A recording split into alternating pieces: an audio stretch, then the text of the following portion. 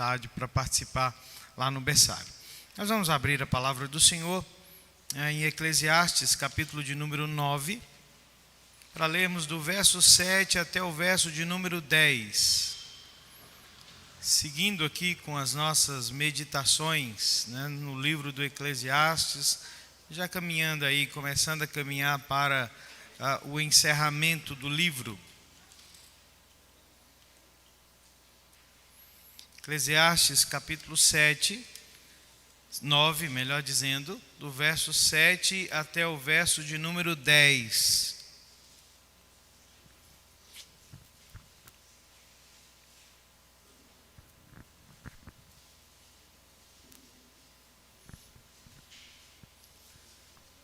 Livro do Eclesiastes, capítulo de número 9, do verso 7 até o verso de número 10.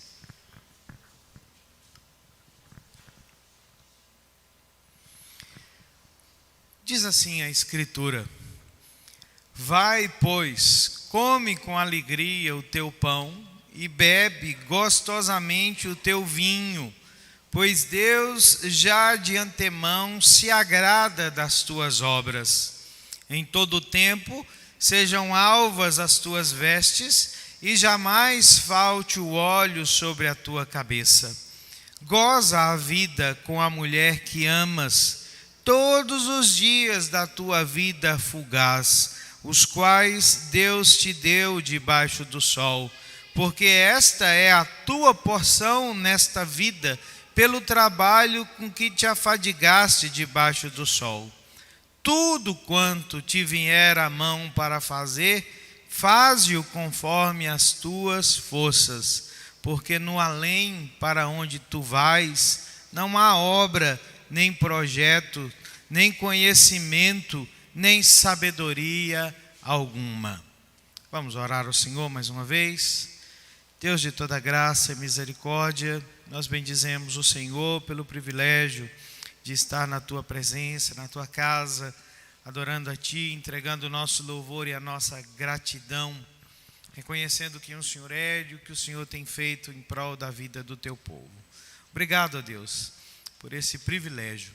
Agora, quando nós estamos diante da tua palavra, pedimos que o Senhor nos dê direcionamento, ó Deus, para o entendimento dessa palavra, a fim de que ela produza em nossas vidas contentamento, adoração, devoção ao Senhor.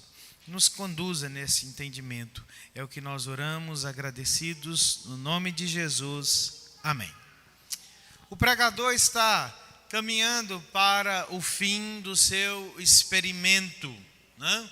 Conforme nós temos visto aqui, esse homem um dia resolveu fazer uma busca debaixo do sol, por sentido, por significado, por propósito para a vida humana. E à medida que ele foi levando adiante o seu propósito, ele foi desfazendo uma série de mitos que costumeiramente nós ainda, como seres humanos debaixo do sol, acreditamos, ainda que sejam coisas antigas, dos dias do pregador, há mais de 3.000 anos atrás. E ele vai tratando dessas coisas, fazendo-nos pensar sobre uma outra perspectiva das coisas, não debaixo do sol, pura e simplesmente, mas debaixo do céu, acima do sol. Mas ainda assim é um experimento duro e difícil. Semana passada nós vimos aqui que esse pregador confessou que ele saiu com menos resposta, ele está saindo com menos respostas do que ele gostaria de ter. E com algumas questões que ainda permanecem para ele inconclusivas, que ainda quebrantam o seu entendimento, que ainda torcem a sua compreensão. E ele diz que ele se sentiu um tanto quanto tocado pela frustração, por perceber que debaixo do sol essa vida é uma vida de poucas certezas e uma vida de muitas incertezas. E ele diz que em meio à sua frustração ele se agarrou às poucas certezas que ele tinha. E ele falou conosco, de forma bem clara, que uma das certezas que ele tinha é que nada está sob o controle humano. Diz assim, tudo está nas mãos do Senhor e nada está no nosso controle, né, sobre a nossa supervisão. E ele diz assim, a vida é curta, a morte é certa. Não parece ser lá muito consolo, né? Trazer muita esperança, muita alegria para o nosso coração. Diz assim, olha, eu tenho certeza que eu não estou no controle de absolutamente nada e que a vida é uma vida extremamente curta. Como é que então nós que reagimos diante dessas certezas e desse tanto de incertezas? O que fazer então?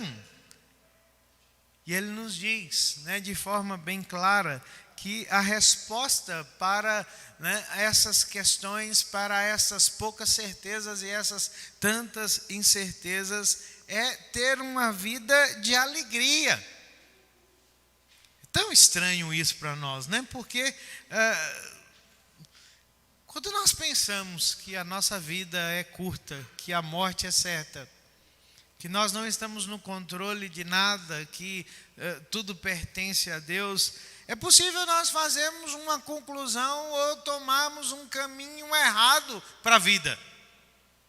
Tomarmos uma direção completamente estranha, porque é assim que as pessoas fazem.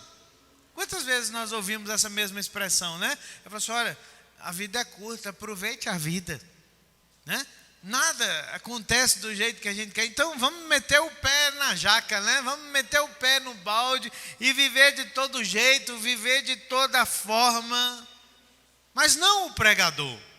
O pregador está nos chamando a atenção para uma vida de alegria. E ele diz assim, olha, em meio a isso tudo, é possível ter uma vida de alegria neste mundo de vaidade, nesse mundo caído. Mas como? Ele nos diz, primeiro, quando nós celebramos a vida como um dom de Deus. Esta é uma resposta surpreendente que o pregador está dizendo a nós diante disso tudo. Ele diz assim, olha, vai, pois come com alegria o teu pão, bebe gostosamente o teu vinho, pois Deus já de antemão se agrada das tuas obras. Há um convite para aproveitar a vida. Ele diz assim, se a vida é curta, ele nos disse, é uma verdade, mas ele diz assim, mas não é a única verdade que existe. Existe também uma que nos diz que a vida é um dom de Deus. E olha que ele tem falado sobre vários problemas, várias dificuldades que nós enfrentamos nessa vida, que debaixo do sol a nossa existência é uma existência de vaidade, de fugacidade. Mas nós precisamos nos lembrar que essa não é a única verdade que esse pregador tem insistido conosco, irmãos. Ele não diz somente isso, ele tem dito também que esse não é o único tema. Ele diz assim, olha, pode parecer que a vida seja completamente sem sentido, pode parecer que a vida seja uma existência de dores, mas há também alegria. E se vocês têm acompanhado essa nossa sequência de meditações, há passagens chamadas passagens de alegria. Capítulo 2, versos 24 a 26, o pregador falou sobre alegria. No capítulo 3, versos 12 e 13, o pregador voltou a falar sobre aproveitar a vida. No capítulo 5, versos 18 a 20, ele fala novamente sobre a alegria. No capítulo 8, verso 15, da mesma forma. Nós vamos aprendendo que esse homem tem muito a dizer para nós sobre a vaidade da vida, sobre os problemas, sobre as dificuldades, mas ele também tem muito a nos ensinar sobre a alegria, porque é assim que a vida é realmente debaixo do sol. A despeito de todas as dificuldades, de todo o desespero que muitas vezes se abate a nós ou sobre nós, existe também muitas coisas que nós podemos desfrutar nessa vida debaixo do sol. E ele está dizendo para nós o seguinte, olha, em vez de deixar que a tristeza, que o pessimismo consuma a nossa vida, ele recomenda insistentemente que nós não podemos permitir que nenhum mistério sem explicação em nossa vida nos impeça de celebrar a vida, de nos alegrar com aquilo que nós temos recebido da mão de Deus para a nossa vida. Porque a vida é assim, ela é amarga, mas ela é doce também. E se nós não percebermos, irmãos, essa compreensão, esse equilíbrio da vida, nós não vamos experimentar a vida da forma que ela pode ser experimentada por cada um de nós. Tão estranho isso, não é? Perceber que há um senso agridoce da nossa existência. Há muita coisa difícil, há muita coisa amarga, mas há tanta coisa boa na nossa vida debaixo do sol.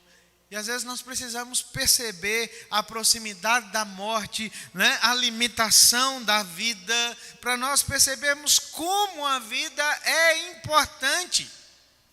Me lembro que há muitos anos atrás, né, num filme que fez muito sucesso, chamado Coração Valente, que contava a história de William Wallace, né, um escocês lá que lutou contra a dominação inglesa do seu país.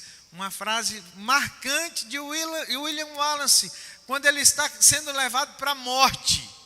Ele diz assim: todo homem morre, mas nem todo homem vive de verdade. A morte é uma certeza? É claro que é. A vida é curta, mas a vida é um dom de Deus que nós precisamos aproveitar e precisamos olhar para ela com essa perspectiva correta. Conta uma história que Matthew Henry, que é um famoso comentarista bíblico inglês do século 18, melhor dizendo, diz que Matthew Henry uma vez foi assaltado. O sujeito foi lá, né, roubou ele quando ele voltava para a sua casa, e aquela foi uma experiência estranha para ele. E quando ele voltou, né, para a sua casa, ele escreveu no seu diário as seguintes palavras. Ele diz assim: estou grato ao Senhor, em primeiro lugar, porque eu nunca tinha sido assaltado antes. Já é um privilégio. Segundo lugar, eu sou grato porque, apesar de terem me levado a carteira, não me tiraram a vida. Eu sou grato, em terceiro lugar, porque apesar de terem levado a minha carteira e tudo que eu tinha, não era muita coisa que eu tinha que o ladrão levou. E eu sou grato, em quarto lugar, ele diz, porque eu é que fui assaltado e eu não era o assaltante. Percebam que faz toda a diferença quando nós olhamos a vida de uma perspectiva diferente. Que a vida não é só amargura, que não é só tristeza, que não é só falta de sentido. Mas o pregador está dizendo que a vida, em toda a sua complexidade, que ela precisa ser experimentada também dessa perspectiva. Tem coisas que nós não compreendemos, tem coisas que nós não explicamos, mas nós não podemos nos deixar abater, sucumbir diante daquilo que nós não compreendemos, quando a palavra de Deus para nós é que nós devemos enxergar a vida também da perspectiva da alegria. Porque aqueles que têm considerado a vida como um dom de Deus, eles resistem à ideia de se deixar deprimir, de se deixar destruir, de se deixar abater. com aquilo que simplesmente não conseguem responder sobre as dificuldades da vida. O pregador quer que nós vejamos a vida sobre essa perspectiva, que apesar de incertezas, né, que apesar de estar fora do nosso controle, que apesar da vida ser breve, a vida é um dom de Deus e que nós precisamos celebrar a vida dessa perspectiva. É um presente de Deus para nós. Mas não é só isso que ele nos diz sobre essa vida de alegria. Ele diz também que essa vida precisa ser celebrada sobre a aprovação de Deus. Preste atenção no que ele diz. Ele diz assim: vai, come com alegria o teu pão, bebe gostosamente o teu vinho, pois Deus já de antemão se agrada das tuas obras. Em todo tempo sejam alvas as tuas vestes, e jamais falte o óleo sobre a tua cabeça. Goza a vida com a mulher que amas todos os dias da tua vida fugaz, os quais Deus te deu debaixo do sol, porque esta é a tua porção nesta vida, pelo trabalho com que te afadigaste debaixo do sol. Todas essas passagens, essa passagem e as passagens chamadas passagens de alegria, nós percebemos que tem Deus como o centro. O texto começa com um convite que é imperativo. Ele diz assim: vai. O pregador diz assim: vá e viva a vida dessa perspectiva, porque essa é a aprovação de Deus para você. E ele diz assim: e a razão dessas ações de comer e beber, né, de vestir roupas festivas, né, de experimentar a vida de uma perspectiva de companheirismo e amor, é simplesmente porque essa é a vontade de Deus para nós. Deus deseja que a nossa vida sobre essa terra, que a nossa vida debaixo do sol, não seja apenas uma vida de dificuldades, mas Ele deseja que a nossa vida seja uma vida de alegria, aprovada por Ele. E Ele nos diz que aquilo que Ele aprova, aquilo que Ele planejou para a minha vida, para a sua vida, está aqui. Ele diz assim: olha,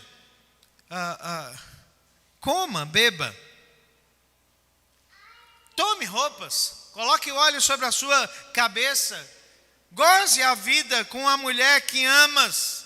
Ele está falando para nós, irmãos, de 3 dons específicos que Ele concede, que Ele aprova para a vida do seu povo debaixo do sol. Ele fala assim: olha, a nossa vida precisa ser uma vida de contentamento, a nossa vida precisa ser uma vida de conforto, e a nossa vida precisa ser uma vida de companheirismo.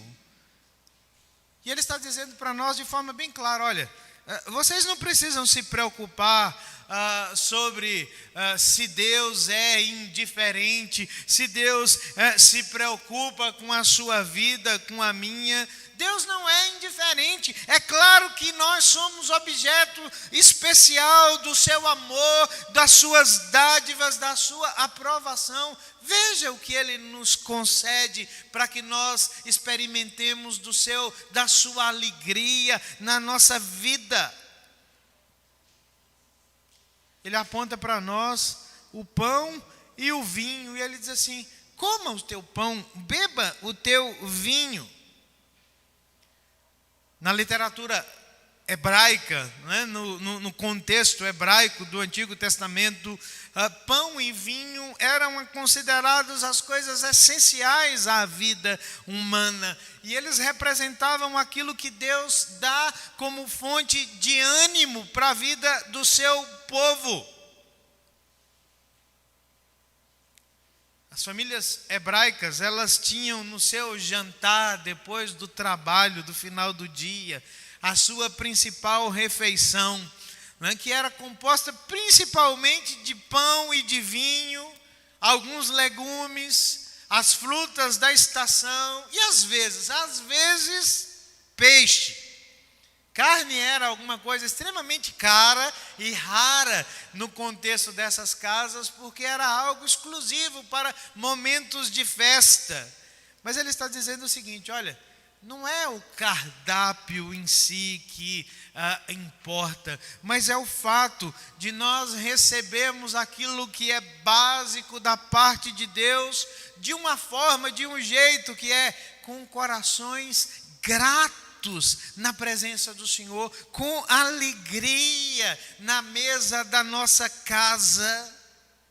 Não tem a ver tanto com comer e com beber, mas com um coração grato, com um coração cheio de alegria, com compartilhar a mesa com gratidão, com contentamento, como alguma coisa que vem da parte de Deus para as nossas vidas. Você já parou para pensar que dádiva, que bênção de Deus é celebrar aquilo que nós recebemos de forma essencial para a nossa existência? E nós devemos nos perguntar, irmãos, quando nós olhamos para a mesa das nossas casas e muitas vezes vemos a ausência dos nossos filhos, quando eles preferem estar fora de casa, na casa dos colegas, na casa dos outros, ao invés de no redor da nossa mesa, talvez não seja um sinal de que nós precisamos avaliar, né, o nosso estado de gratidão, o nosso estado de contentamento nessa vida com aquilo que nós recebemos de forma básica, essencial da parte de Deus para nós. O pregador diz: olha, o essencial é dom de Deus para nós, então coma o seu pão com alegria, beba o seu vinho com satisfação, contente, grato na presença do Deus Todo-Poderoso. A celebração continua no verso de número 8, e o pregador diz assim: em todo tempo sejam alvas as tuas vestes, e jamais falte o óleo sobre a tua cabeça. As vestes brancas, né, eram as roupas de festa no contexto hebraico da antiguidade, e geralmente eram roupas que eram usadas em ocasiões muito especiais. Sabe quando é que as roupas brancas eram usadas pelos hebreus? Primeiro, para uma procissão dos heróis vitoriosos de guerra. Quando os soldados voltavam da guerra, vitoriosos em nome do Senhor, o povo se vestia de roupas brancas para celebrar a vitória. Segundo, quando escravos iam receber ou ganhar a liberdade na casa dos seus senhores, eles se trajavam de roupas brancas. Terceiro lugar, quando os sacerdotes do Senhor se vestiam para os dias de festa em Israel, na Páscoa, na festa dos tabernáculos, na festa de Pentecostes. Essas vestes eram símbolos de celebração, de alegria, do conforto, da vida. E o óleo, o perfume, né, que era derramado em ocasiões especiais sobre a vida desse povo que celebrava. O que o pregador está dizendo para nós é que o dom que Deus nos concede deve ser desfrutado em cada ocasião como algo especial de Deus para as nossas vidas. Já viu como muitas vezes nós não celebramos assim? Nós esperamos movimentos especiais de Deus para a nossa vida, para que a nossa gratidão ela aconteça. Você diz assim: olha, se tal coisa acontecer na minha vida, eu vou celebrar, eu vou adorar, eu vou agradecer. Mas o salmista, o pregador diz assim, que nós devemos fazer de toda ocasião uma ocasião especial na presença do Senhor, mesmo que aquilo que nós temos seja algo comum, rotineiro.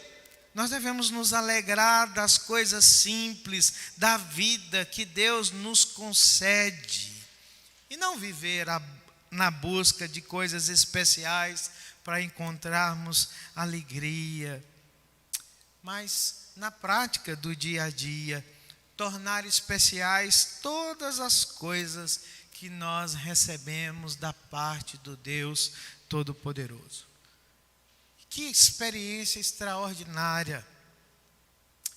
Pensando essa semana aí, tendo que resolver umas coisas do presbitério, e essa semana fui em Lagoa da Prata, fui em Arcos, rodando por aí, e fiquei maravilhado com uma coisa, sabe o quê? A florada dos ipês. Que coisa maravilhosa!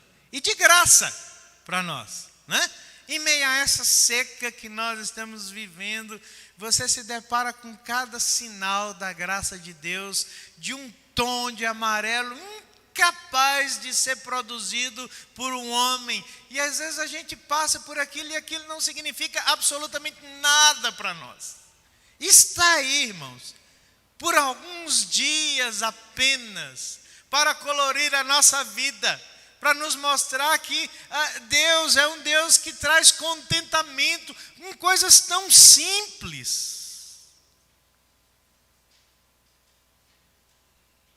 Que nós deveríamos sempre tomar como ocasiões especiais da graça de Deus. Esse homem não está dizendo, em outras palavras, assim: olha, vista a sua roupa branca todo dia, coloque o perfume todo dia, né, para aquele contexto ali de provisões limitadas. Mas ele está dizendo o seguinte: em todas as ocasiões da sua vida, celebre a vida como um dom de Deus.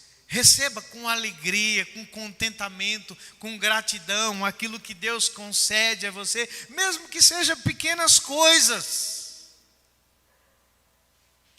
A celebração continua. E no verso de número 9, esse homem olha e ele fala sobre a alegria no casamento como alguma coisa que não pode ficar fora da vida. Ele diz assim: que bênção é a bênção dos nossos relacionamentos, a bênção do companheirismo que nós recebemos da parte de Deus. Ele diz para nós: olha, alegria e amor andam de mãos dadas. Olhem para a bênção do Senhor sobre o casamento. Ele diz assim: goze a vida com a mulher que você ama. E aí a gente precisa ponderar uma coisa: Salomão não conhece, irmãos, viver junto. Salomão não conhece casamento experimental. Ele diz assim: olha, a vida da bênção do Senhor é a vida do casamento, a vida sobre a mulher com quem você ama. E literalmente na língua hebraica ele quer dizer o seguinte: olha, veja a vida junto com a mulher que você ama. Às vezes a nossa perspectiva é uma perspectiva tão depressiva, uma perspectiva tão entristecida, porque às vezes ela é uma perspectiva solitária. Um dia desse, eu vi aí nos nossos grupos de WhatsApp, e vi também no Facebook aí, alguém colocando aí a matéria do sujeito aqui em Formiga que casou com ele mesmo. Que deprimente! O sujeito fez uma festa para casar com ele. Sabe o que é pior? Ele não larga dele.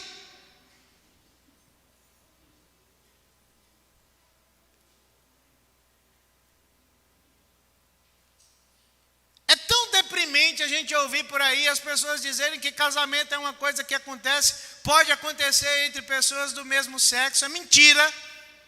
Mas tão deprimente quanto é você ouvir alguém celebrando a vida da solidão e dizer assim: olha, eu casei comigo mesmo, e eu estou gozando a vida comigo mesmo. Não é fato.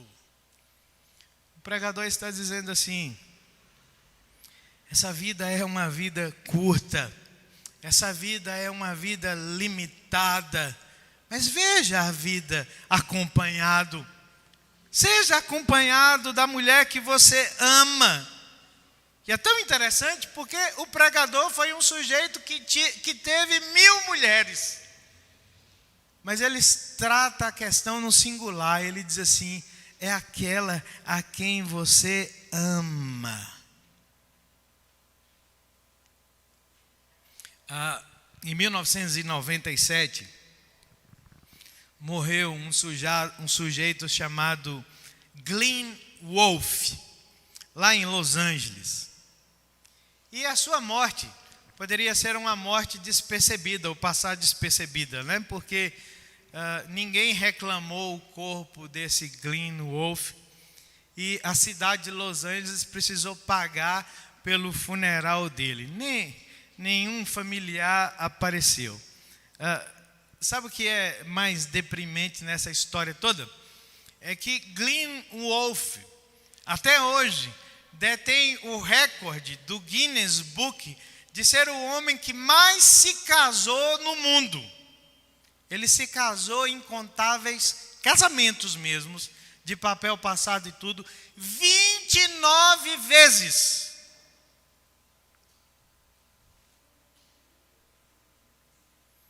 Nenhuma das suas 29 ex-esposas reclamou o seu corpo para sepultá-lo.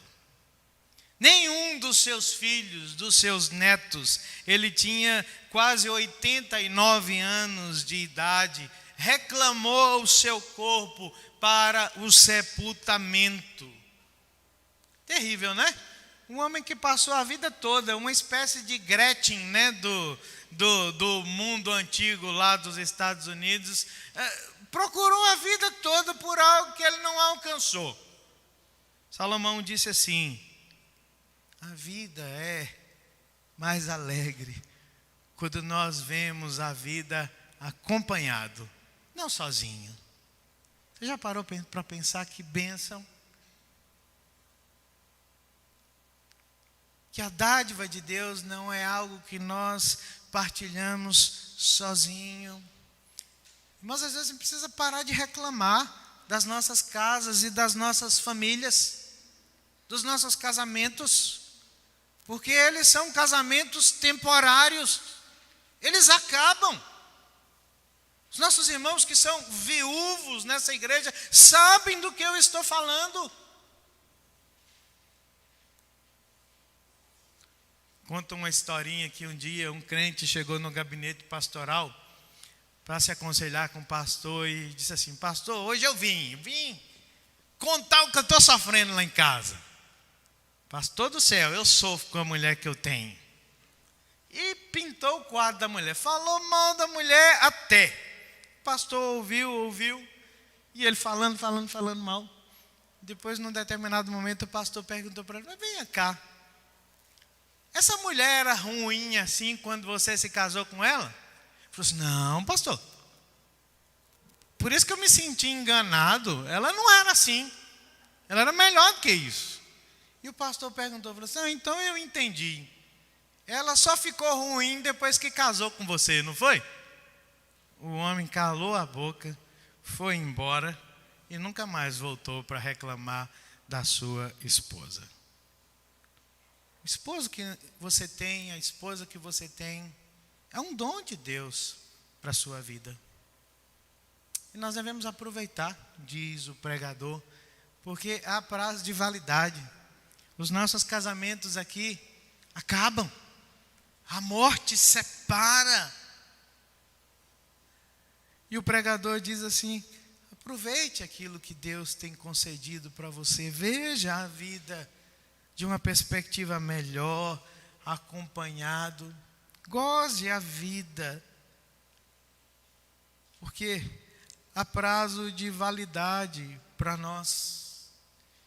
E no verso de número 10, depois de trabalhar a ideia, né, do contentamento, do conforto, do companheirismo, esse pregador olha, né, para a vida e diz assim: tudo isso é para nós, para que Deus traga como presente, como dádiva para nós também, ânimo para trabalhar, para um bom trabalho, para fazer algo que seja produtivo. E é também interessante, porque até então o pregador sempre vem falando sobre o trabalho que é algo cansativo, algo que debaixo do sol não produz resultados. Mas aqui ele diz assim: existe um trabalho que é uma dádiva de Deus. Sabe qual é o trabalho? Não é o que você quer fazer, mas é o que Deus concede a você para fazer. Ele está dizendo a nós não fazemos o que nós queremos, mas nós somos chamados para fazer aquilo que agrada a Deus, conforme as nossas forças. O pregador puritano inglês chamado William Perkins diz o seguinte, que no trabalho que Deus chama a mim e a você para fazer, 2 pecados precisam ser evitados: a preguiça e o desleixo. Trabalhe, diz o pregador, porque essa é uma dádiva de Deus para a sua vida. Receba com gratidão aquilo que Deus tem concedido a você, né, nas coisas essenciais da tua vida. Celebre cada ocasião de forma especial. Goze a vida com quem você ama. Seja produtivo na vida. Em terceiro e último lugar, ele nos diz assim: mas celebre a vida sem perder a perspectiva da centralidade de Deus na tua existência. Ele diz assim: a vida é um dom de Deus. Deus te concede essas bênçãos. Mas lembre-se, existe um perigo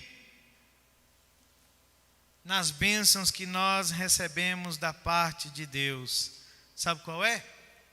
Que às vezes nós concentramos tanto os nossos olhos nas bênçãos, nas dádivas, que nós perdemos a nossa paixão por Deus. O pregador diz assim: tudo quanto vier para fazer, faz-o conforme as tuas forças, porque no além para onde tu vais, não há obra, nem projetos, nem conhecimento, nem sabedoria alguma. Diz assim: nessa vida, nós temos muito para fazer, temos muito para desfrutar, mas essa vida não é tudo o que há para viver. Existe algo a mais. Mas esse algo a mais está justamente na nossa centralidade de Deus, na nossa paixão por Deus.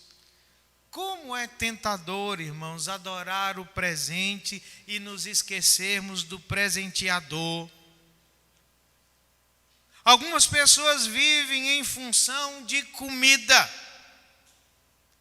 E elas conseguem transformar a sua barriga em um Deus.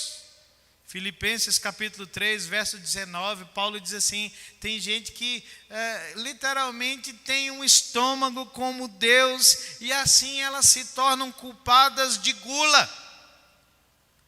E cabe aqui uma explicação para nós. Gula não é só que pega aqueles irmãos nossos mais cheinhos, né? Você via de regra, olha para o sujeito mais robusto e fala assim: olha lá, ó, o guloso lá. Não.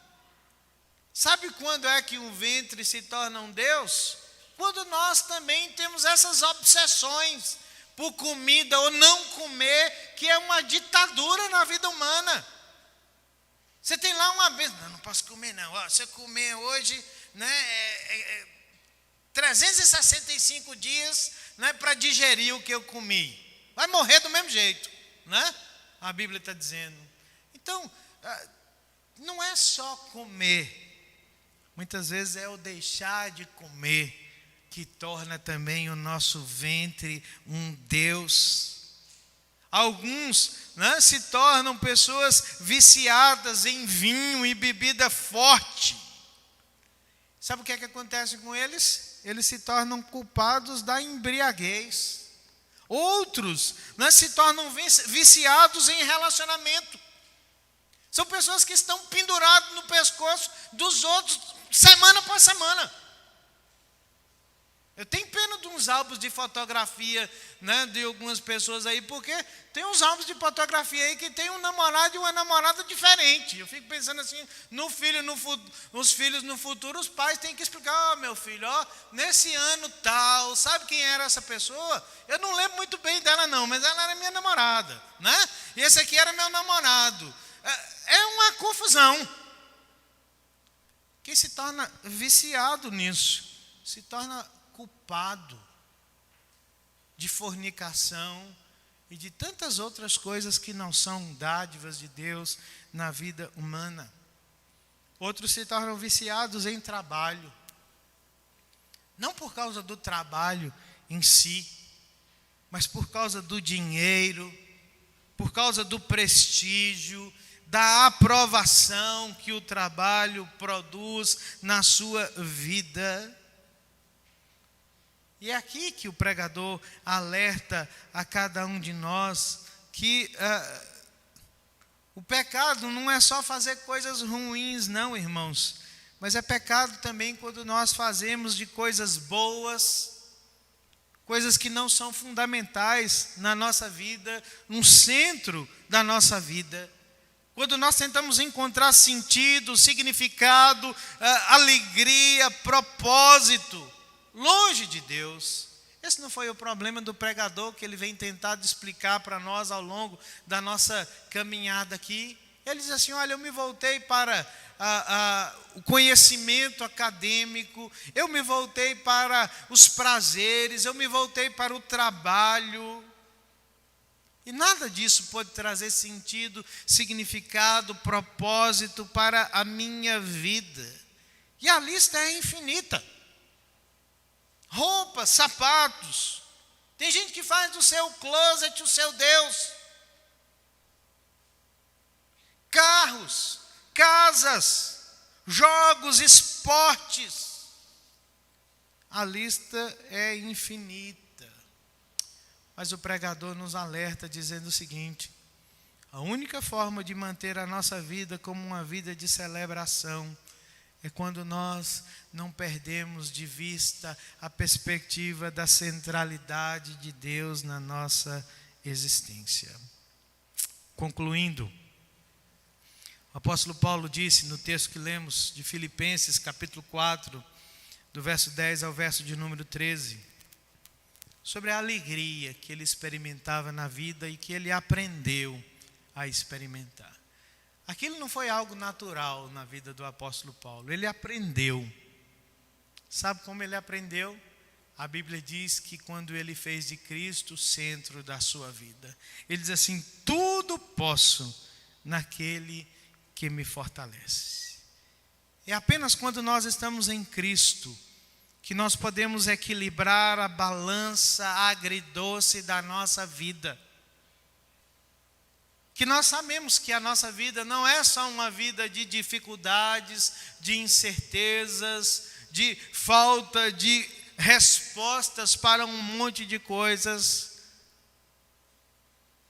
É em Cristo que nós podemos celebrar a vida com alegria, saber que Deus está nos abençoando, que Ele está nos conduzindo, que Ele é o centro da nossa vida, da nossa existência, e que a vida debaixo do sol não é tudo que há para viver, que existe uma vida melhor, acima do sol, acima do céu. Que Deus nos dê graça e misericórdia, a fim de que vivamos em Cristo Jesus, celebrando com alegria a vida que recebemos da parte do Senhor como presente para cada um de nós.